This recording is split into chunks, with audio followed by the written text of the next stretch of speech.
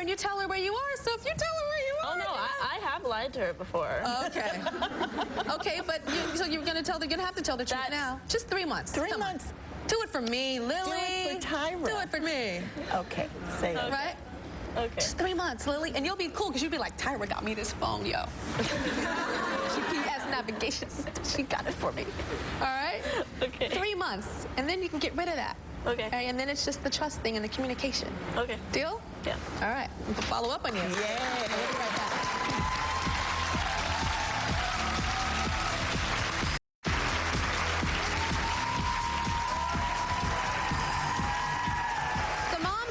Are convinced that spying on their kids and even putting tracking devices in their cell phones is the right thing to do.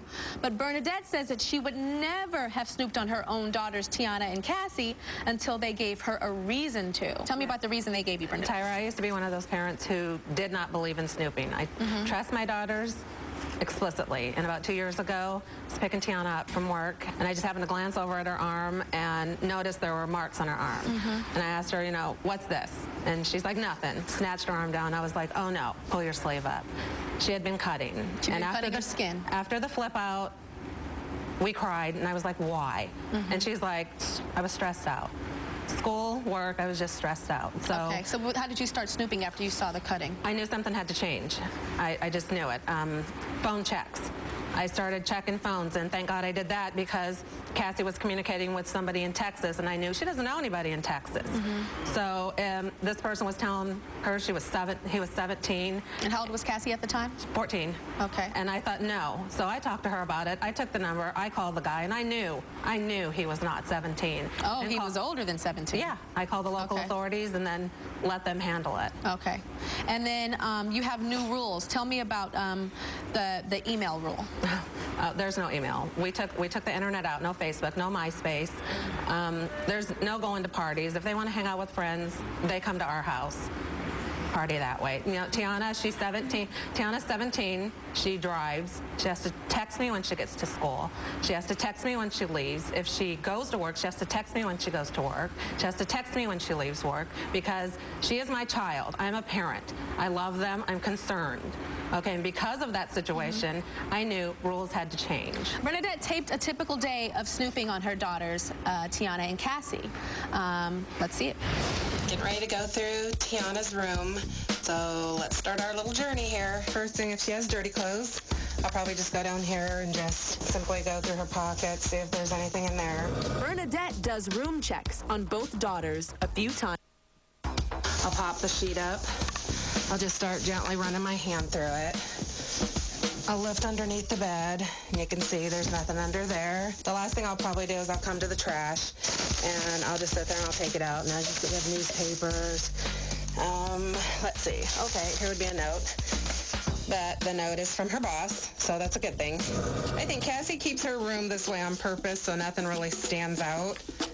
I'll just over here and I'll just start moving around. She's big into the magazines at 17. And if she keeps some kind of journal, she'll probably keep it with her. I do it for her sake and for my sake too, because I want to make sure that she's being honest with me in what she does. How'd that make you feel, Tiana, looking at that? I can't believe you took to my trash to see who wrote me that note. Because when I do ask you questions, sometimes I'm not saying you're lying, but you always omit certain things, and maybe it's because you feel like you can't share your feelings, but I'm here for you. And I'm trying to find a way to tap into that, so you come to me. But there's some things that I think I should wait to ask you about or talk to you about, or that when I feel comfortable that I could ask you. And those are the things that in the first place made you stressed out because you were keeping them all in. That's why. We'll be right back.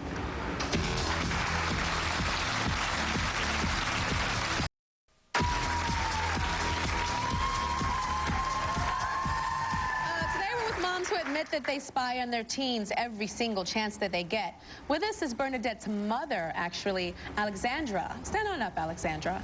So, this is not strange to you. Tell No, me why it's not. what's happening is not odd. Because I'm a second-generation snooper. My mother did it to me, and I did it. And I did it to Bernie, and now You did she's it- doing it to her children. So tell me what you used to do with Bernadette when she was younger. I used to go through her purse. I used to check up where she said she was going, go through her room. And what was the outcome of you being so snoopy on her? How did she turn out as a teen when she was like 18 years old? Oh, when Bernie turned 18, she just lost all control. She just went out there and no rules. She just did everything because I never allowed Bernadette to be Bernadette. You know, Bernadette was being what I wanted her to be. How do you react to what your mom did? When I was growing up and you were snooping, it was because you didn't trust me. It was because even if I brought home good grades, I was still untrusted. And that made me feel unloved. So yeah, when I turned 18 and I started to be wild, it's because I felt unloved, I had low self-esteem, and what I do with them, they know why I do it. They know that it's because I love them. They know that they gave me a reason not to do it. I didn't understand say that. that I didn't trust them. I trust them. I trust them and I love them. But the situation in my growing up and you snooping on me, it was because you always thought I was a liar and doing things wrong. It wasn't the fact that you loved me as a mother.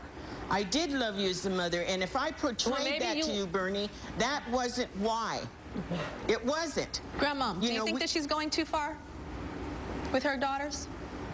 Do you think she's making the same Yes. mistakes that you made? Yes. Okay. Yeah. Now, the one thing that's different, they know I love them. I build their self-esteem. I don't tear them down. Well, I can't change what I did, No, you can't. But do you and really I am think you're... very sorry that I did. I see that Bernadette has some rage and some anger and some pain. But one thing that stood out to me is you said, what I do is I build their self-esteem, I don't tear them down. And I cannot help but look at your daughter Cassie's body language right now. And you say that you built their self-esteem. This whole time, her head has been down, she's been hunched over, and she's holding for dear life to the And that's edges of that because sweater. She's angry that I do what I do. She thinks I don't trust her, but I trust both How of do you them. feel, Cassie?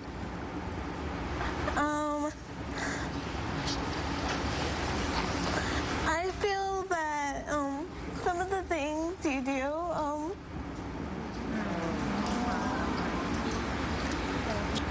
Cassie, let her talk. Come on, let her talk. it makes me like mad because I feel like because of what I did, that even though it was bad and it was wrong, but it's not like I do that all the time, and I've moved on, and I feel like you can't move on from it, and that you use that as an excuse to like snoop on me, and it makes me mad, and it yeah. And I don't intend for it to be hurtful. If they wouldn't have done what they did, I probably wouldn't be snooping today. And it's not snooping to hurt, it's snooping because I'm trying to protect them from that, and at the same time give them the foundation to be strong women and stand up on their own 2 feet, not depend on anybody. Okay, do you see Cassie right now? She's crushed. I know. Okay. I know. I feel that was you 20 years ago with your mom. That was you feeling broken, but it has turned into rage. But the one thing that But what I'm saying is, do you think there's a possibility that Cassie's and Tiana's can one day turn into that rage that they feel, that you feel for your mom? That they could turn to that? I don't think so. You don't I think you're don't think so, protecting them because so hard that you could lose them? every day I'm like, I love you. This is why I'm doing this, and you know this is why I'm doing this. But my mother in raising me, no, there wasn't love there. We're going to take a break. I'm going to come to Dr. Borba when we come back. This was a complicated one, Dr. Borba, but I know you got the answer. We'll be right back.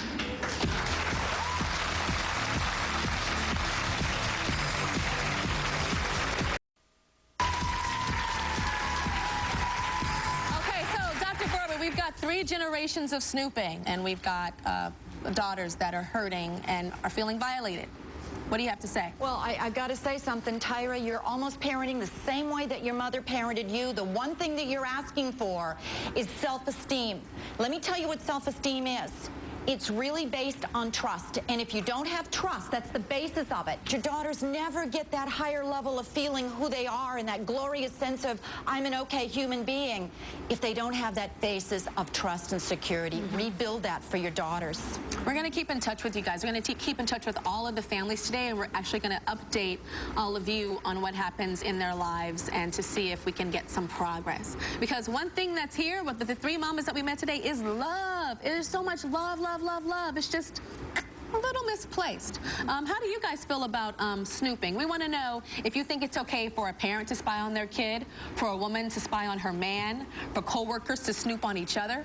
Go to TyraShow.com and tell me how you feel. And while you're there, you can take our Should You Snoop quiz. And we'll see you later.